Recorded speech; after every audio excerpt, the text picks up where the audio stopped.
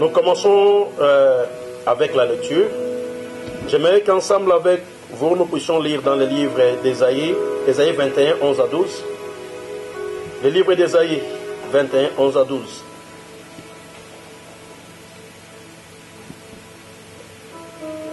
À 12. Là, c'est la Bible dit.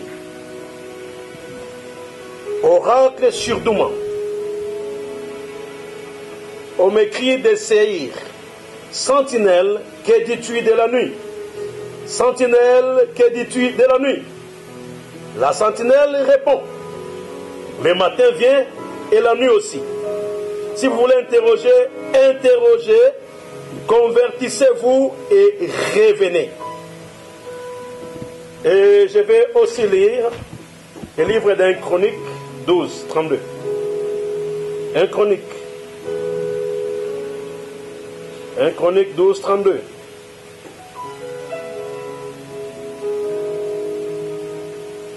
Voilà ce que les Écritures disent. Des fils d'Issachar, ayant l'intelligence des temps, pour savoir ce que devait faire Israël, 200 chefs et tous leurs frères sous leur ordre. Et laissez-moi finir par lire Ecclésiaste. Ecclésiaste 7, 14. 14, la Bible dit, au jour du bonheur, sois heureux, et au jour du malheur, réfléchis. Dieu a fait l'un comme l'autre, afin que l'homme ne découvre en rien ce qui sera après lui. Amen, amen. Nous acclamons une fois de plus pour cette parole de Dieu. Nous bénissons Dieu parce que pendant ce temps, il nous donne une parole appropriée pour ces moments spécifiques.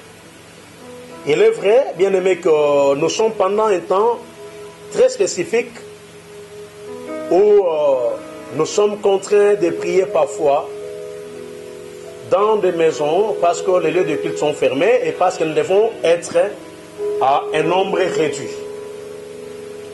Et tout ceci nous enseigne quelque chose. Le terme de ce matin est quelle leçon nous tirons de Covid-19. Qu'est-ce que le Seigneur veut qu'on sache de ce Covid-19?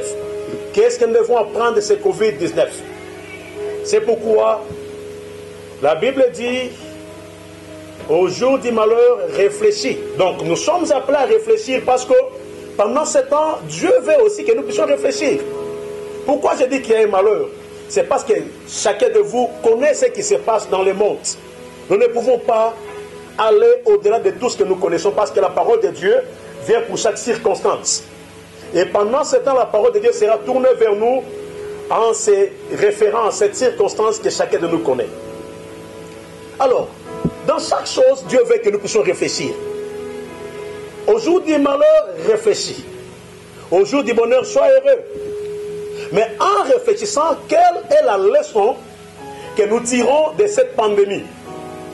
Qu'est-ce que le Seigneur veut nous enseigner? Parce que vous savez, la Bible dit, le fils d'Issachar avait l'intelligence. L'intelligence, pourquoi? Parce que cette intelligence leur permettait de connaître les temps. Donc Dieu a besoin de l'intelligence parce que l'homme est différent des animaux. L'homme est doté de l'intelligence pour réfléchir pendant les temps complexes. Qu'est-ce que Dieu veut nous enseigner pendant ces moments? Parce que rien ne peut nous arriver sans que l'Éternel ne puisse être au contrôle, ne puisse ordonner. Alléluia. Amen. Dieu est toujours au contrôle de chaque chose qui nous arrive. Alors dans cette réflexion, j'étais en train de faire la lecture de la période. Nous sommes en 2020, une année jumelle, où nous avons 2020. Pourquoi c'est seulement pendant ce temps? Le problème a commencé vers la fin de 2019 et nous sommes entrés avec cette épidémie en 2020 et cela a commencé à ravager 2020. Alors pour mieux discerner le temps, pour mieux réfléchir, nous devons avoir un aperçu des temps. C'est pourquoi la parole d'aujourd'hui va se baser sur ce qui est scientifique et ce qui est spirituel. Ce qui est scientifique sous-entend quoi? Alléluia. Alléluia. Ce qui est scientifique sous-entend quoi? Je veux que nous puissions avoir une réflexion de ce qui s'est passé dans les temps. C'est que lorsque nous avons une année jumelle comme celle-ci, il y a la pandémie qui a commencé à nous frapper.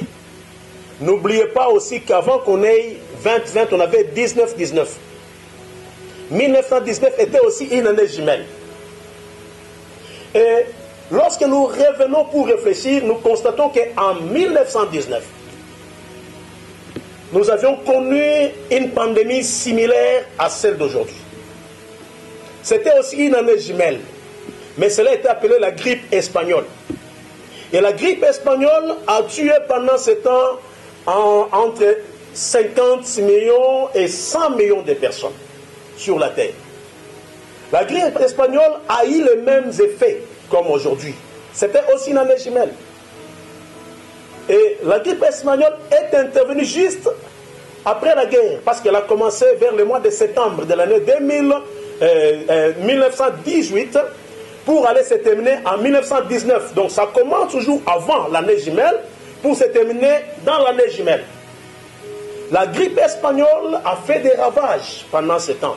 Aujourd'hui, les gens disent, écoutez, ce qui arrive, c'est parce que nous sommes dans la mondialisation, les moyens de communication, les avions.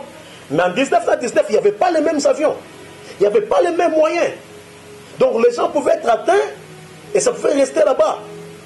Mais curieusement, même en 1919, l'année jumelle précédente, lorsque la grippe espagnole a commencé à frapper, plusieurs personnes sont mortes alors qu'il n'y avait pas les mêmes moyens de communication. Dans peu de temps, dans moins de 3 mois, le monde entier a été frappé par la grippe espagnole. Il n'y avait pas les mêmes navires, il n'y avait pas les mêmes avions, il n'y avait pas les commerces comme aujourd'hui. Et puis la grippe espagnole a frappé pour enseigner le monde. L'Espagne, qui était frappée, n'était même pas en guerre pour dire que c'était le centre qui pouvait faire à ce que la maladie soit répandue. La France a connu 240 000 morts à cette époque. Et plusieurs pays ont connu un certain nombre de morts. Comme ça, l'Europe, l'Afrique, l'Océanie, l'Asie étaient frappés presque à la même période. Dans tous les pays, il y avait cette grippe espagnole. Mais les gens oublient facilement les choses. Nous commençons à oublier ce qui était arrivé.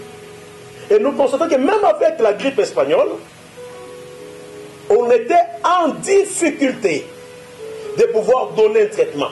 Ce qui fait que la grippe espagnole a été traitée avec la quinine. Parce qu'en fait, on ne connaissait pas le médicament qui pouvait être utilisé. La quinine.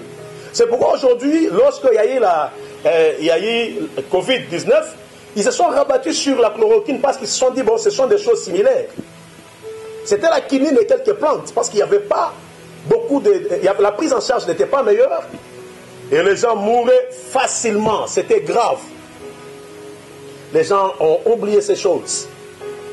Et pendant ce moment, je me rappelle que sur la grippe espagnole, il y a eu plus de 250 000 mariages de veufs en Espagne. Pourquoi? Parce que l'Espagne n'avait pas connu de morts, mais les gens sont morts de la maladie. Alors, dans une famille, c'est l'homme qui part et c'est la femme qui part. Et maintenant, ce sont les veufs qui se sont retrouvés, qui se sont mariés. 250 000 mariages pendant ce temps, avec la même situation. Alléluia.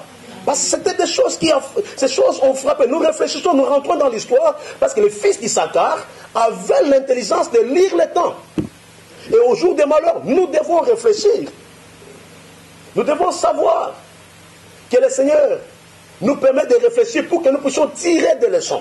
Qu'est-ce que nous devons tirer comme leçon?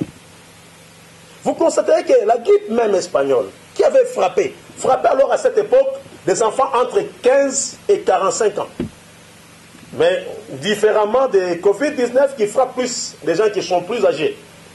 Et il était pendant ce temps-là, le malheur était que les gens ne pouvaient pas facilement supporter de pouvoir enterrer leurs enfants. Parce que c'était les enfants qui mouraient plus. Alors pendant ce temps, le malheur avait frappé. Mais nous tirons quoi de ce qui arrive aujourd'hui, de ce qui était arrivé dans l'autre année jumelle? Dieu fait les choses avec le temps. Même si la grippe espagnole, on pouvait démontrer que c'était parti de l'animal vers l'homme. C'est ce qu'on voulait nous faire voir ici. Mais heureusement que espagnole, ce n'était pas la mère de l'homme, c'était l'animal qui était à la base. Parce que la science n'était pas encore développée pour qu'on arrive à ces désastres d'aujourd'hui. Mais qu'est-ce que nous comprenons scientifiquement? Nous allons voir l'aspect politique. Mais qu'est-ce qui est arrivé? Cela a prouvé juste les limites des hommes. Alléluia. La grippe espagnole a montré que l'homme était limité. Et aujourd'hui aussi, Covid-19 montre que l'homme est limité. Dieu veut nous enseigner dans cette affaire que sur le plan médical, jusqu'aujourd'hui, malgré qu'on cherche des vaccins, même à la grippe espagnole, les médicaments n'avaient jamais été trouvés. Aujourd'hui, il n'y a pas de médicaments. On veut faire les tests sur les hommes pour pouvoir apporter ce qui pourra permettre aux hommes de résister contre la pandémie. Mais ils n'ont pas de maîtrise. Ils n'ont pas de maîtrise. Ils ne savent pas si ces vaccins, aujourd'hui, peuvent résoudre les problèmes. Ils sont encore en guerre. Les États-Unis en guerre. Et pendant ce temps, c'était les armes qui tiraient. Alors, pendant que les hommes étaient concentrés sur la guerre, Dieu leur a dit, vous vous forcez à gagner des territoires, à gagner des richesses, mais je suis Dieu, vous n'avez pas le contrôle, vous avez des limites. Il a libéré cette grippe espagnole. Et aujourd'hui aussi, pendant que les gens pensent qu'ils ont maîtrisé l'humanité, ils ont des drones, ils peuvent faire la guerre sans venir chez vous. Ils peuvent juste envoyer l'avion qui vient, qui tire et qui rentre. L'homme a commencé à se protéger. Je parlerai de la grande puissance aujourd'hui, qui perd plus de 1000 personnes chaque jour. Aux États-Unis, chaque jour, c'est plus de 1000 personnes qui peuvent mourir. Alléluia. Alléluia. Je veux que nous puissions comprendre une chose. Que les temps sont durs et ce qui se passe est grave. Mais eux qui avaient la maîtrise de la science, et qui avaient la maîtrise de vous faire la guerre et menacer l'humanité, Dieu a démontré qu'ils ont aussi des limites. Aujourd'hui, ils pouvaient mettre des barrières sur leurs frontières, mais malheureusement, ils n'ont pas su. Pourquoi? Parce que l'homme a des limites. Ici, la science a prouvé qu'elle est en retard. Alléluia. C'est pourquoi je veux que tu comprennes que l'homme, quand il oublie Dieu, Dieu peut prouver à l'homme qu'il a des limites. Parce qu'aujourd'hui, quand la maladie arrive, c'est maintenant que tu commences à te lever pour chercher à trouver des produits, pour chercher à trouver un médicament. Et pendant ce temps, ça frappe. Et tout le monde est en train de trembler. Donc ceci prouve que l'homme, même s'il pense qu'il est devenu maître, même s'il pense qu'il a les armes, même s'il pense qu'il contrôle le monde, même s'il peut télécommander les choses à distance, même s'il peut inventer des choses, mais l'homme reste l'homme. Il est toujours petit devant Dieu. Il est toujours minime devant le Seigneur. Alléluia. Alors ceci nous amène à réfléchir pour comprendre que par rapport aux limites des hommes, nous devons savoir qu'il y a un Dieu. Et cette pandémie qui frappe, vous regarderez dans le livre de Lévitique 13:45, ceci est comparable à la lèpre. Un lépreux, quand il était atteint, il ne pouvait pas vivre parmi les siens. Il vivait en dehors de la ville. Et les gens, quand ils venaient lui-même crier « impur, impur », et tout le monde nous fouillait. Parce qu'on ne pouvait pas s'approcher de lui, il était impur, il allait vous affecter, et aussi, il pouvait aussi vous contaminer. Il vivait hors de la vie. C'est comme ça qu'aujourd'hui, je compare moi cette pandémie. Cette pandémie est venue pour nous enseigner, parce qu'aujourd'hui, l'homme qui est atteint est séparé de sa famille, est séparé de ses frères, il est impur, il est impropre. Et les gens se séparent de lui, les gens ont peur de l'approcher. Mais la lèpre était considérée comme quoi dans la Bible? La lèpre est l'image du péché. Le péché, bien aimé, aujourd'hui l'humanité a perdu son sens. Dieu veut qu'on comprenne ces choses.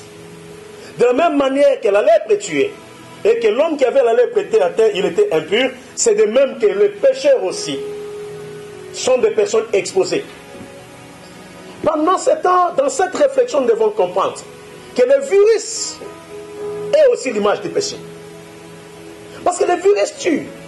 Tu ne le vois pas, il est petit, il est... Parfois quand tu cherches à le voir, c'est peut-être que tu dois utiliser le microscope. Le péché aussi, il faut utiliser le Saint-Esprit pour être convaincu de cela. Mais le virus tue à une vitesse qu'on ne peut pas comprendre. Le virus est destructeur. Et aussi le péché détruit. Alléluia. L'homme a oublié la place de Dieu dans sa vie. L'homme ne sait plus. L'homme a commencé à faire des choses par lui-même. L'homme n'a pas compris que la vie sur terre n'est rien. Sur le plan spirituel, nous devons nous dire que Dieu veut nous enseigner que la vie sur terre n'est rien. Et que nous sommes petits devant lui. Et que nous pouvons disparaître tous s'il le veut. Parce que si Dieu le voulait, il peut lâcher l'autre virus qui dépasserait le virus que nous avons aujourd'hui et nous faire disparaître. Si Dieu veut mettre devant l'humanité, ce n'est pas les machines, ce n'est pas les avions, ce n'est pas la bombe, ce n'est pas les armes, ce n'est pas l'argent, mais peut utiliser un autre élément d'ordre naturel qui peut affecter l'humanité. Alléluia. Nous devons savoir, bien-aimés, que c'est le temps pour nous de nous réveiller. Parce que le péché tue. Et nous sommes dans la génération corrompue, où le péché n'a plus de limites, où les hommes commencent à appeler le mal bien et le bien mal. Et si nous ne nous approchons pas de Dieu, nous allons nous détruire. Il n'y a plus de crainte de Dieu. Les hommes ont oublié Dieu. Les hommes ne veulent même pas parler de Dieu. Les mêmes occidentaux qui nous avaient amené Dieu ont oublié ces dieux-là. Ils ne prient même pas. J'étais étonné de voir que maintenant ils commencent à se réunir. Ils partent sur la place publique, ils s'agenouillent aussi. Ils commencent à prier. Alors que ces gens ne priaient plus. Dieu n'était rien pour eux. Mais aujourd'hui, chacun a peur. Chacun sollicite la grâce de Dieu. Qu'est-ce que nous devons tirer? Nous devons comprendre que l'homme est limité, la science est limitée, les politiciens sont limités, mais Dieu n'a pas de limites. Amen. Alléluia. Parce que le Dieu dont je vous parle, lui, il est l'omniprésent. Amen. Parce que dans chaque circonstance, il est déjà là. Même pendant que nous parlons, il est là. Il est l'omniscient parce qu'il a la science et la connaissance de toutes choses. Amen. Alléluia. Il est l'omnipotent parce qu'il a le pouvoir et la puissance pour régler chaque chose.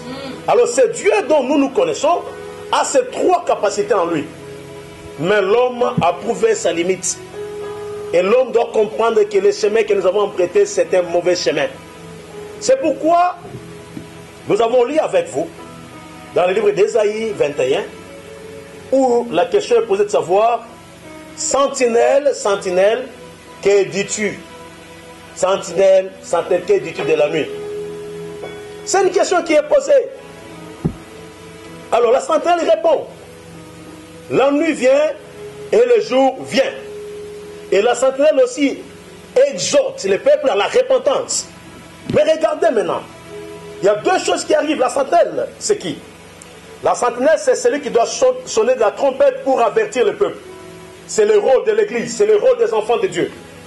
Lorsque le cœur est égaré, le rôle de l'église, c'est de dire aux gens, écoutez, Dieu existe. La science, c'est bien. La connaissance, c'est bien. La stabilité, c'est bien. Mais vous devez savoir que vous avez une âme. Vous devez savoir que de même que le virus tue, c'est de même que le péché tue. Mais la différence, c'est quoi? Le péché tue et le virus tue ce qui est corporel. Mais le péché tue ce qui est dans le corps et tue également l'esprit. Alléluia. Donc il y a la seconde mort pour ceux qui vivront, qui seront morts par les péchés. De même que nous avons peur des virus, l'Église doit dire aux gens, nous devons également avoir peur du péché. Parce que la Bible dit, le salaire du péché c'est quoi? C'est la mort. Alors, comme l'homme est habitué à vivre maintenant avec le mal, nous devons savoir que la chrétienté actuelle, c'est une chrétienté moderne. Où quelqu'un peut être dans l'impureté, mais il prie quand même. Mais il ne demande même pas pardon, il ne se réconcilie même pas avec Dieu. Il ne sait même pas qu'il a besoin de se repentir avant de s'approcher de Dieu. C'est une chrétienté moderne qui doit connaître un changement. Alléluia. Est-ce que quelqu'un me comprend? L'humanité est en difficulté à cause de cela. Parce que l'homme doit savoir que Dieu nous enseigne à comprendre que le péché a la vitesse de tuer, mais le péché tue mal. Parce que quand le péché te tue, vaut mieux mourir de ces virus que de mourir du péché. Alors, parce que le péché tue doublement le corps et l'esprit, parce que tu auras la seconde mort, où tu iras dans le temps de feu, quand tu seras condamné et tu y resteras, tu vas en souffrir. C'est ça que les gens doivent avoir peur. Parce que le virus, si ça t'atteint aujourd'hui, tu peux rapidement mourir et demain, si tu es chrétien, tu vas te sauver. Quand Christ viendra, tu feras partie de ceux qui seront enlevés pour être avec lui. Mais si maintenant, en dehors de ces virus que nous connaissons de Covid-19, le péché, que dirons-nous? Qu'est-ce que tu peux me dire du péché? Parce que c'est le péché qui t'a tué, mon frère. Tu vas partir et tu ne reviendras plus. Et la souffrance va demeurer éternellement. Le virus du péché tue plus que tout. Et le péché a pris la vitesse. Le péché se propage. Le péché a une vitesse maintenant où les hommes ne veulent pas se réveiller pour craindre Dieu. C'est pourquoi la Bible dit, sentinelle, que dis-tu de la nuit? C'est-à-dire l'église de Dieu, les enfants de Dieu. Nous ne devons pas rester nos bouches fermées. Qu'est-ce que nous devons dire? Nous devons sonner de la trompette. Nous devons sonner pour dire au peuple, réveillez-vous. Parce que les temps sont mauvais. Rachetez les temps, car les jours sont mauvais. Réveillez-vous et abandonnez de mauvaises voies. Et regardez, lorsque le prophète dit, le jour vient, la nuit vient. Il fait appel à deux choses. Premièrement, nous avons la nuit. Deuxièmement, nous avons le jour. Mais comment voulez-vous que la nuit vienne et le jour puisse venir? Et les deux choses viennent au même moment. C'est ça notre réflexion. La nuit vient et le jour vient. Mais il conclut pour dire qu'il faut que les hommes se répandent et qu'ils reviennent vers le Seigneur. C'est-à-dire, la nuit c'est un moment de peur, un moment de malheur, un moment d'incident, un moment de souffrance, un moment de difficulté, un moment d'échec, un moment où l'homme ne sait plus où aller. Parce que la nuit, des mauvaises choses se font souvent la nuit. Regardez Jésus, il a été vendu, c'était pas la journée, c'était toujours la nuit. La nuit, quand tu regardes, tu verras que beaucoup de crimes se font, ce n'est pas la journée. Les bandits pénètrent dans des maisons des gens, c'est la nuit. Et tu verras que même les prostituées ne sortent pas le jour pour aller faire leur travail. Mais leur travail, comme ce n'est pas un travail propre, ils sortent la nuit. La nuit, il y a des brigands. La nuit, c'est l'œuvre, le temps où les sorciers font aussi leur travail pour faire du mal aux autres. La nuit, c'est un mauvais moment. Mais la sentinelle dit, la nuit vient, c'est-à-dire un mauvais moment vient. Qu'est-ce qu'il faut comprendre par cette expression? C'est que le malheur est en train de venir. La mort est en train de venir. La destruction est en train de venir. Alors cela vient, il faut faire attention. Alléluia. Pendant que nous parlons ici, nous tremblons parce qu'aujourd'hui, le malheur frappe à la porte de chacun de nous. Nous ne savons pas, ça peut frapper qui. Nous ne savons pas qui peut être exposé par cet événement. Mais la nuit vient et le jour vient. La nuit, je dis bien-aimé, c'est le temps où tu peux te retrouver aussi seul. On peut t'isoler de ta famille, on peut t'isoler des gens qui sont avec toi. Tu peux aussi perdre un membre de famille important. Le temps des malheurs arrive. Alors, qu'est-ce qu'un chrétien doit faire pendant ce temps? C'est pourquoi nous sonnons la trompette, pour réveiller ceux qui sont encore dans le mal. La santé dit, le jour aussi vient. Le jour c'est quoi? Le jour c'est la lumière. Le jour c'est Jésus-Christ lui-même. Le jour c'est la lumière de Christ. Il dit, je suis la lumière du monde. Alors Jésus est notre lumière. Même si les ténèbres viennent, mais les ténèbres ne viendront que pour ceux qui sont dans le mal, pour ceux qui sont perdus, pour ceux qui ne comprennent pas, qui doivent donner leur vie sincèrement à Dieu. La nuit vient pour eux. Mais le matin où le jour vient, pour qui? Pour les enfants de Dieu. Alléluia. Nous sommes les fils de la lumière.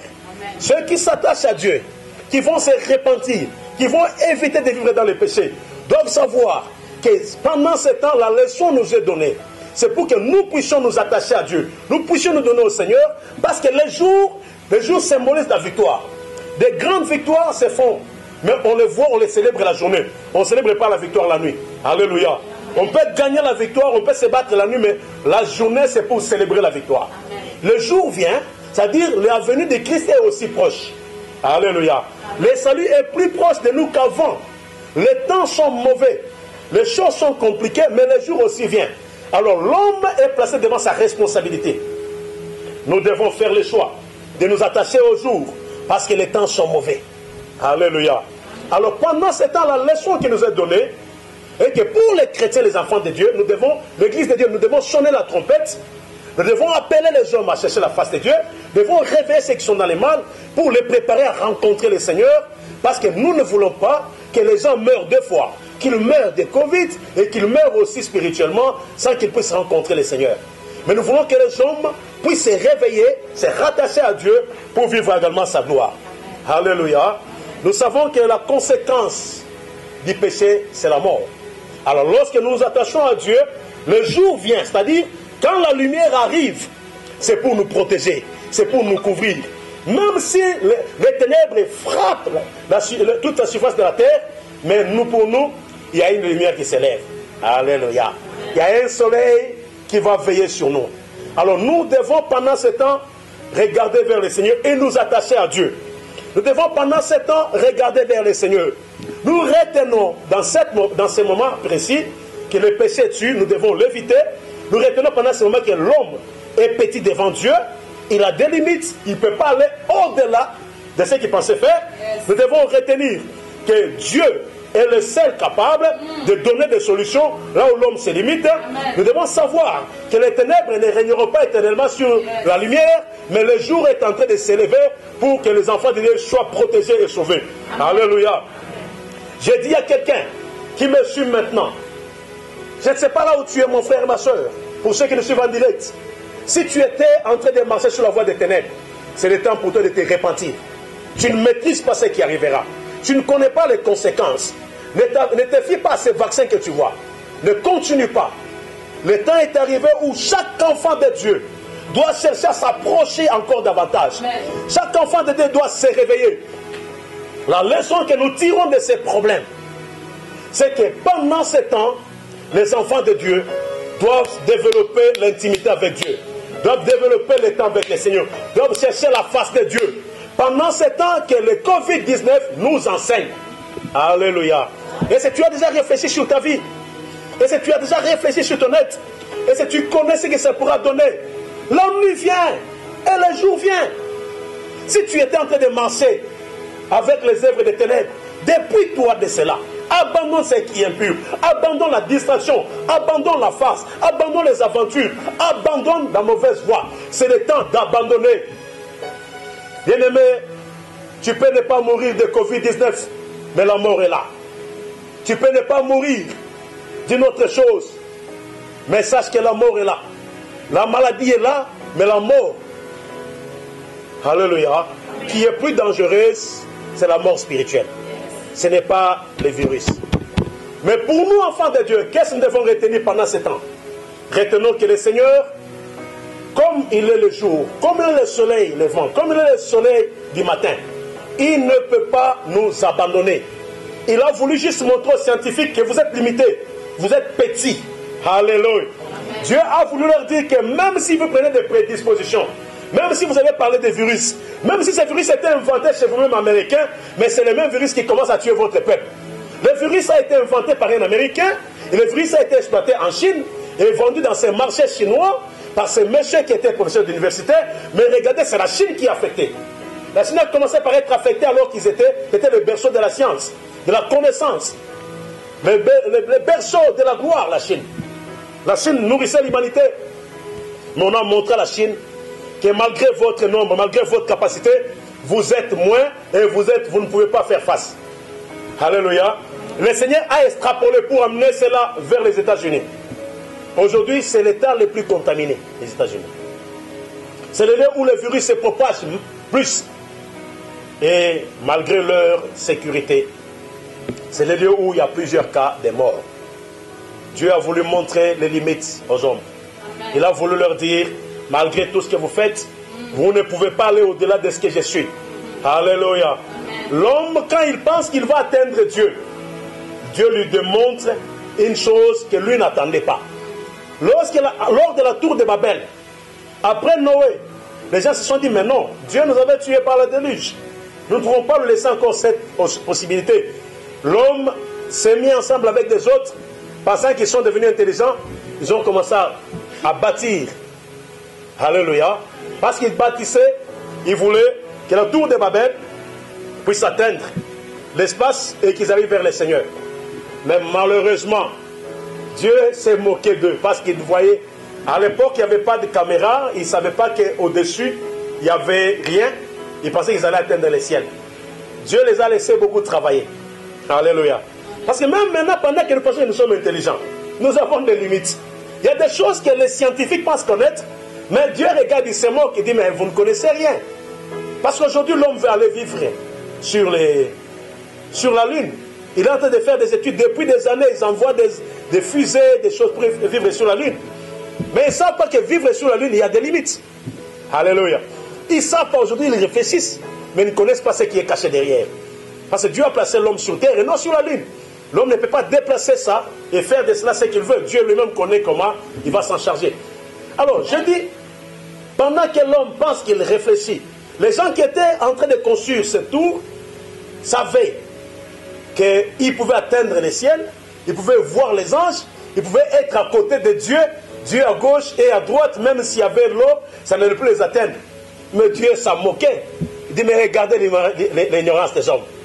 Lorsque l'homme pense qu'il est devenu intelligent, c'est alors là qu'il devient fou. Alléluia.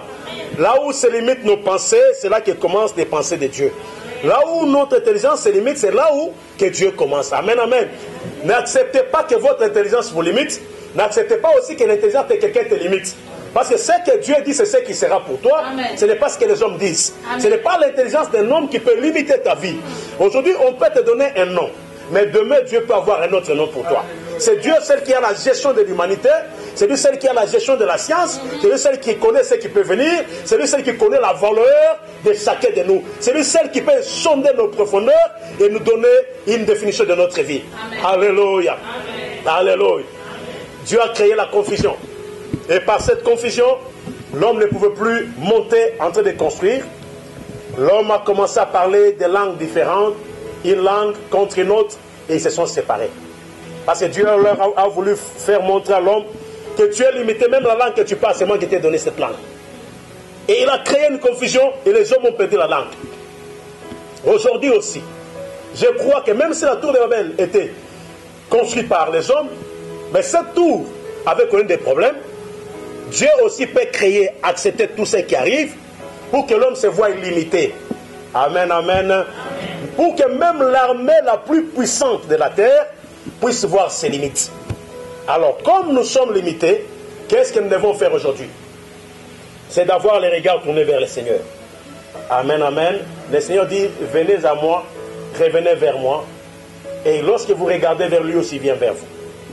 Alors, je dis à quelqu'un, regarde ta marche avec le Seigneur ce matin. Regarde ta façon de te comporter avec le Seigneur. Réveille-toi et réveille aussi les autres. Réveille-toi et réveille les autres. Et pendant ce temps, nous avons l'obligation de prier. Pas prier seulement de manière oisive. Nous devons prier pour le gouvernement. Nous devons prier pour les médecins. Nous devons prier pour nos frères et sœurs qui sont malades. Nous devons prier pour les chrétiens dans le monde. Nous devons prier pour les autorités de la nation. Et nous devons prier pour nos familles et pour nous-mêmes. C'est le rôle de l'Église. Dieu a voulu remettre l'intimité de l'homme. Aujourd'hui aussi, Dieu nous enseigne que l'Église n'est pas les bâtiments. L'Église n'est pas le lieu d'ensemble. Mais l'Église, c'est le cœur. Alléluia. Dieu veut que chacun de nous développe son amour. Aujourd'hui, les pasteurs ne sont plus là. Les églises ne sont plus là. Tu peux avoir un problème spirituel. Mais qui va venir pour faire à ce que tu puisses trouver des solutions? Parce que les hommes sont séparés. Dieu a voulu nous enseigner. Pour que l'homme développe également une intimité avec lui. Aujourd'hui, apprends à t'approcher davantage de ton Dieu. Apprends à organiser ton temps avec le Seigneur. Apprends à marcher comme le Seigneur le veut. Et accroche-toi à Dieu. Lui s'approchera de toi. Alléluia. Et c'est quelqu'un est avec moi. Et c'est quelqu'un est avec moi. Je dis alors à une personne qui m'écoute. Toi qui es ce matin avec nous, parce que Dieu t'a donné ses principes. Il nous a enseigné sur ce qui arrive. Tu dois retenir une chose, que cette pandémie n'est pas venue pour toi. Amen, amen. Amen. Si c'est venu, ce n'est pas venu pour moi. Amen. Dis avec moi, ce n'est pas venu pour moi. Dis avec moi, ce n'est pas venu pour moi. Même si on enterre les gens. Le sida a tué 35 millions de personnes jusqu'à aujourd'hui sur la terre. Mais est-ce que toi tu es atteint? Est-ce que toi tu es mort? Non, cela n'est pas venu pour toi. Alléluia. Amen. Dieu protège les siens. Il dit, je connais ceux qui m'appartiennent. Alléluia. Et ceux qui sont enseignés qui s'éloignent de l'iniquité. Je dis à une personne, hein, ce qui est arrivé, ce qui fait trembler le monde, Dieu est l'omnipotent. Alléluia. Le Dieu que j'étais prêche ce matin, le Seigneur que j'étais prêche ce matin, qui a voulu que tu lises tes temps, il veut que tu saches qu'il est l'omnipotent. Même quand tu dors, tu te réveilles, il est puissant, il est là. Il a le pouvoir de détruire ces microbes avant que toi tu les touches. Je dis, le virus ne pourra pas t'empêcher d'aller loin. Parce que Dieu va écarter les chemins des virus devant toi. Je dis à quelqu'un qui m'écoute, moi je crois et je confesse que ce virus n'est pas venu pour moi. Je dis à quelqu'un qui m'écoute, je dis aussi aux enfants de Dieu qui me suivent, personne d'entre vous ne sera enterré à cause de ce virus. Nous n'enterrerons personne à cause de ce virus. Dieu reste Dieu. La puissance de la croix est là. La couverture du sang de Jésus est là. La puissance de Jésus est là. Je dis à une personne, même si les gens meurent à gauche, à droite, mais nous avons l'assurance qu'il y a un Dieu qui veut seulement enseigner les gens, mais ne veut pas notre mort. Est-ce que quelqu'un m'écoute pendant que je parle? Est-ce que quelqu'un m'écoute pendant que je parle? La parole de Dieu est esprit et vie. Celui qui croit ces choses, la vie pénètre en lui. Et si nous ne vivons pas par la vue, mais nous vivons par la foi. Parce que nous vivons par la foi, nous croyons que cette maladie n'est pas venue pour nous. Alors je dis à une personne, moi je ne mourrai pas, mais moi je vivrai. Même s'il y a le confinement, moi je ne mourrai pas, mais je vivrai. Je dis à quelqu'un qui m'écoute, même s'il n'y a pas d'argent, je ne mourrai pas, mais je vivrai. Alléluia. Je dis à une personne qui m'écoute, la pandémie est venue pour enseigner les païens. La pandémie est venue pour enseigner les gens qui se sont éloignés de Dieu. La pandémie est venue pour dire à l'homme, il y a un Dieu qui existe, réveille-toi, regarde vers Dieu. La pandémie est venue pour réveiller l'homme, de savoir que l'homme a des limites. La pandémie est venue pour dire à quelqu'un, même si tu as l'argent, l'argent ne peut pas te sauver. Alléluia. Ils sont capables d'acheter les médecins, mais ils ne sont pas capables d'acheter la vie. Parce qu'il y a plusieurs qui sont morts alors qu'ils avaient l'argent. Alléluia.